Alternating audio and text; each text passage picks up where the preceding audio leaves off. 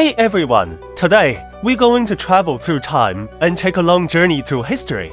From the city-states of ancient Greece to the world wars of the 20th century, we've seen countless political changes, military conflicts, and philosophical revolutions. These events may seem far away from us, but they have had a deep and lasting impact on who we are today in the world we live in. Have you ever wondered why we live in the society we do today? How our political systems, legal frameworks, and even how we view freedom, equality, and human rights have evolved? All of these changes are deeply connected to those significant historical events of the past. Today, we'll look at some key historical milestones and see how they've gradually shaped today's international order and our shared values. From the democratic ideas of ancient Greece to the constitutional monarchy in England and the American War of Independence, every revolution, every reform has a powerful story behind it. By understanding these moments, you'll realize that what we have today is not a random occurrence. It's the result of history's many waves of change, collision, and fusion. Ready? Let's dive into this exciting historical journey together. 1. Ancient Greece. The cradle of democracy and philosophy. Let's start with ancient Greece, the birthplace of Western civilization, especially in politics and philosophy. Its influence still resonates today. Imagine this. From the 8th century BC to the 4th century BC, city-states like Athens and Sparta were trying out some really interesting things, particularly in politics. Athens, one of the most representative city-states, was an innovator in politics. Its direct democracy was practically the seed of modern democracy. The most famous example was how adult male citizens could directly participate in decision-making, kind of like a public vote through citizen assemblies. Everyone could speak up at these meetings, and decisions were made by the majority. The core of this system was to ensure that power wasn't concentrated in the hands of a few people, but spread across the citizen body. However, Athens' political system wasn't always smooth. For instance, officials weren't elected, but selected by lottery, meaning that every citizen had a chance to help run the country, preventing the elite from monopolizing power. Even so, Athenian democracy wasn't perfect. It only allowed adult male citizens to participate, while women, slaves, and foreigners had no say.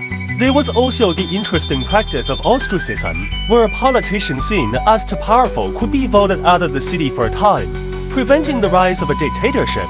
Now, Sparta's system was completely different. It was a militarized society, and its politics were largely shaped by military needs.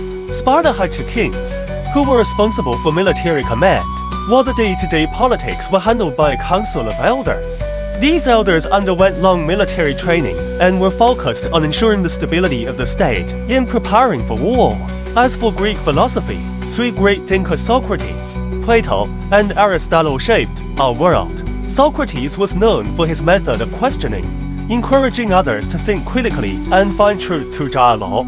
His famous Know Thyself really emphasized humility and self-reflection. Plato, in his Republic, proposed the idea of philosopher kings, believing that society should be ruled by the wisest. Aristotle, more pragmatic, advocated for a mixed government, combining monarchy, aristocracy, and democracy to avoid extreme rule. Additionally, Greece's military history was just as fascinating. The Persian Wars made Athens the leader of the Greek world after they defeated the Persian navy at the Battle of Salamis, securing Greece's independence. Meanwhile, the Peloponnesian War, a bloody struggle for dominance between Athens and Sparta, ultimately led to Athens' decline and Sparta's rise to power, though it was short-lived. The English Revolution, from absolutism to constitutionalism. Next, let's jump to 16th and 17th century England to see how it transformed from a monarchy-centered state into a modern constitutional democracy. The beginning of this shift traces back to the Stuart dynasty. Kings like James I and Charles I believed in the divine right of kings, meaning they thought they had absolute power because God had placed them on the throne. This didn't sit well with Parliament, as the kings interfered with their rights and levied taxes without consent. Charles I went so far as to dissolve Parliament between 1629 and 1640, sparking even more tension. But it wasn't just the king's actions that caused conflict. Religious tensions were also at the heart of the issue. The Anglican Church hadn't fully reformed, and the Puritans pushed for further reforms. While the Royalists wanted to maintain the status quo, this division ultimately led to the English Civil War, pitting the Royalists against the Parliamentarians, with Oliver Cromwell becoming the most prominent leader on the Parliamentarian side. After many battles, Charles I was forced to surrender, and in 1649, he was executed. And England briefly became a republic under Cromwell's rule, though this didn't bring much freedom, as it was more of a military dictatorship. After Cromwell's death, England returned to monarchy, with Charles II's restoration. However, Charles II realized that Parliament's power couldn't be ignored and began compromising with them, laying the foundation for England's constitutional system. But the real turning point came in 1688. During the Glorious Revolution, King James II's push for Catholic reforms angered Parliament, which invited the Dutch king, William of Orange, to invade. James II fled without a fight, and England established a new political system based on parliamentary sovereignty. From this point on, the monarchy became more symbolic. True power lay with Parliament. Through the Bill of Rights and subsequent laws, England solidified its constitutional system. 3. The American Revolution, breaking free from empire. The American Revolution was one of the most significant events of the 18th century. It not only marked the birth of the United States, but also ignited a wave of revolutions around the world. At the time, 13 colonies on the other side of the Atlantic enjoyed relatively good living conditions, but were still under British oppression. Initially, it was just Texas, but as time went on, the colonists became increasingly frustrated because they had no representation in the British Parliament.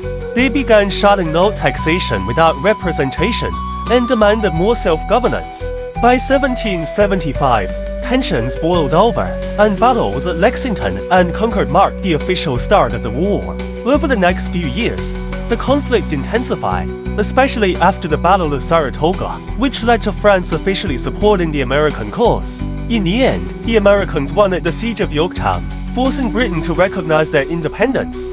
But the end of the war brought another challenge: how to form a new nation. This led to the creation of the US Constitution, which introduced the idea of separation of powers, dividing government into 3 branches: legislative, executive, and judicial, to ensure no one power could dominate. Through the Bill of Rights, America guaranteed fundamental freedoms like speech, religion, and assembly. This revolution didn't just change America, it provided the world with a new example of freedom and equality, influencing the French Revolution and other independence movements worldwide.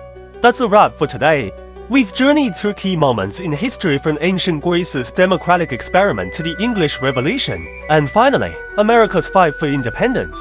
Each event, each shift, tells us one thing: history is always changing, though it never stands still. Just like these nations and civilizations, when faced with challenges, they chose to evolve and progress. These moments in history aren't just about the past, they offer lessons for today. Whether it's democratic ideals, constitutional systems, or human rights, they continue to shape our lives. Our freedom and our country's independence are all the result of countless struggles and efforts. Remember, history isn't just something in books. It lives on in the choices we make every day. We may no longer face those grand wars or revolutions, but we can still draw strength from them and work towards a better future. I hope today's talk sparked your interest in history.